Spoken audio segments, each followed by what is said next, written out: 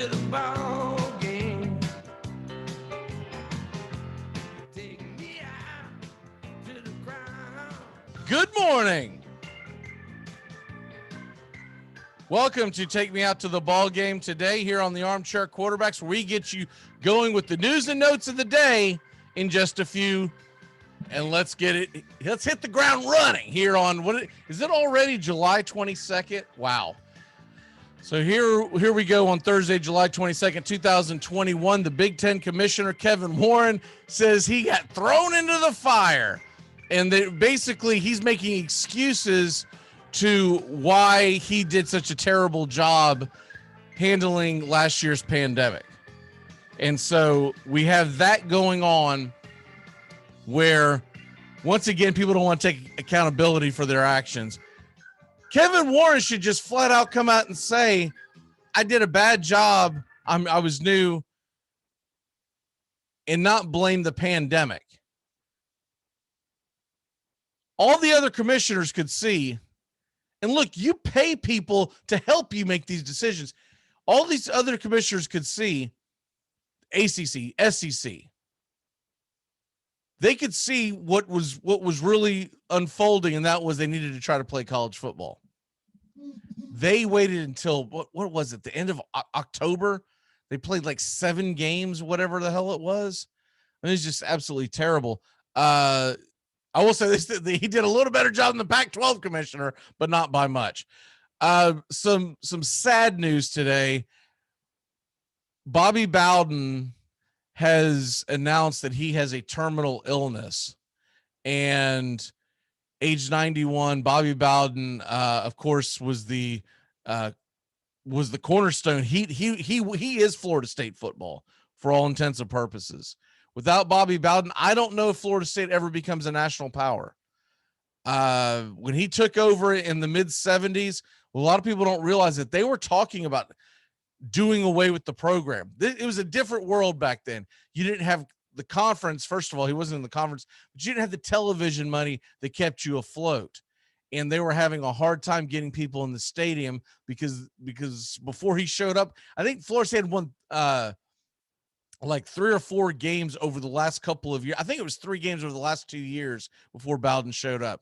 He turned it around, and of course now considered, in my humble opinion, he is the greatest college football coach of the 20th century.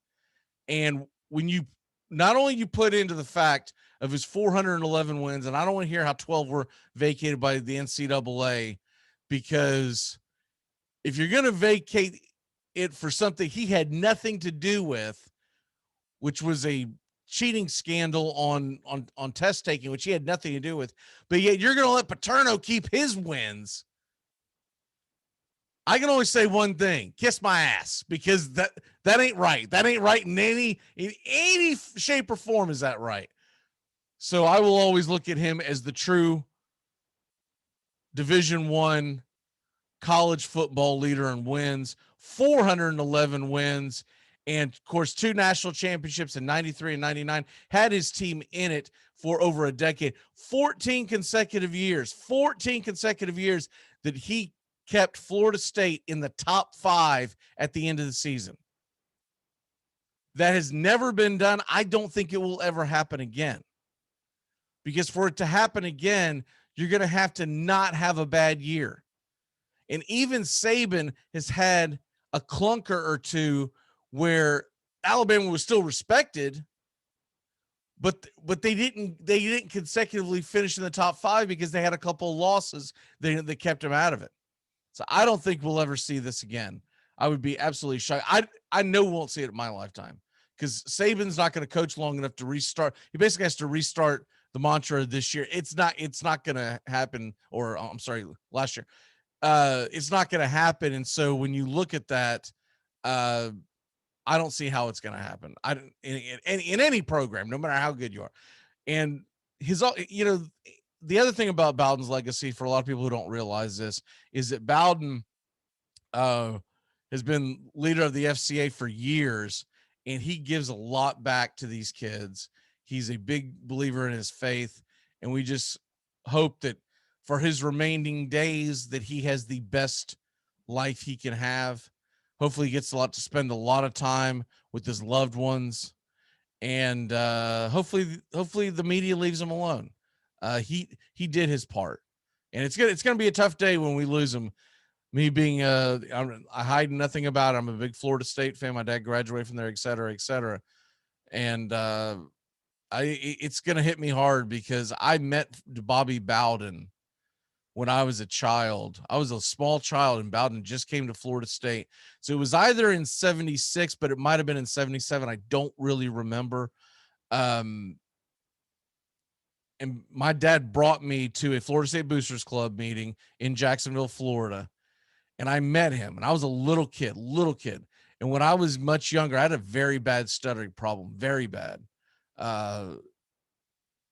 Pretty bad until I was into my teens. But when I was a kid, it was terrible. Like I could barely even get a word out sometimes. And I remember standing, it's one of the few things I remember of my youth that were like really happy thoughts.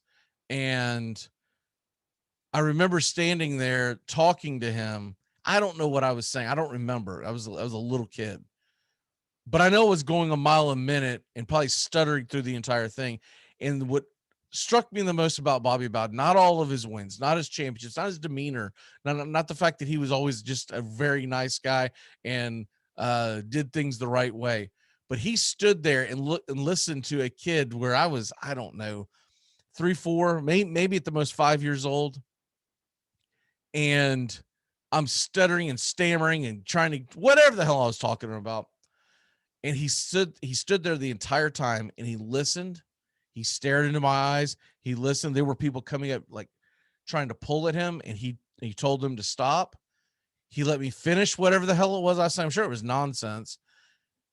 And he shook my hand and he said, "We'll see you in 20 years or 15 years," whatever he said. It was basically saying, come play for me one day. I was never athletic enough to play college football, but it was a really cool moment. And I remember my dad remembering it. I remember him talking about it for years afterwards. We would talk about it and how proud he was that guy represented his university. So that's my take on Bowden. And hopefully he gets through whatever he's dealing with. He did not say what it was, but that's fine because that's up to him. And so hopefully he gets through this and we get several more years of Bobby Bowden because he is a true American treasure. The other big news of the day, and we'll go ahead and put a pin in it after this, is Oklahoma and Texas. They look like they are going to be headed to the SEC. That's at least the rumors. Now, whether or not it's true or not, we don't know. But we do know is that there was a report that was sent out this morning, and I'm trying to find the gentleman's name. Here's it, Jason Whiteley. He broke a story that saying early next week, the Texas Longhorns and Oklahoma Sooners will send a letter to the Big 12 stating that neither school will renew their media contracts when they expire in 2025. Now, there could be a buyout prior to that, but what that sounds like is that they are heading. The one caveat that you have to pay attention to, Texas A&M said in a statement, is either yesterday or the day before, they make a comment saying that they wanted to be the only team in the Southeastern Conference from the state of Texas.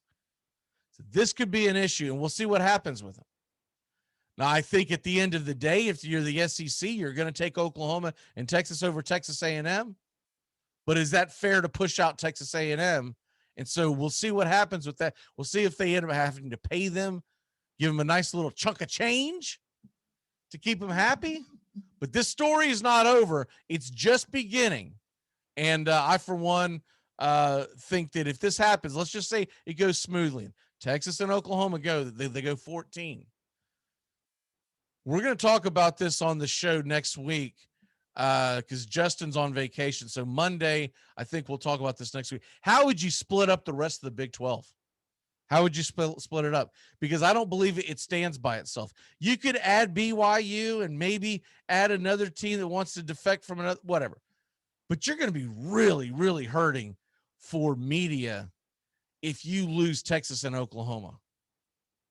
You're going to have some schools there, But I think the Iowa State might head to the Big Ten, et cetera, et cetera. We're going to go ahead and get out of here, but that is your news for the day. And have a great day. Take yourself out to the ball game tonight.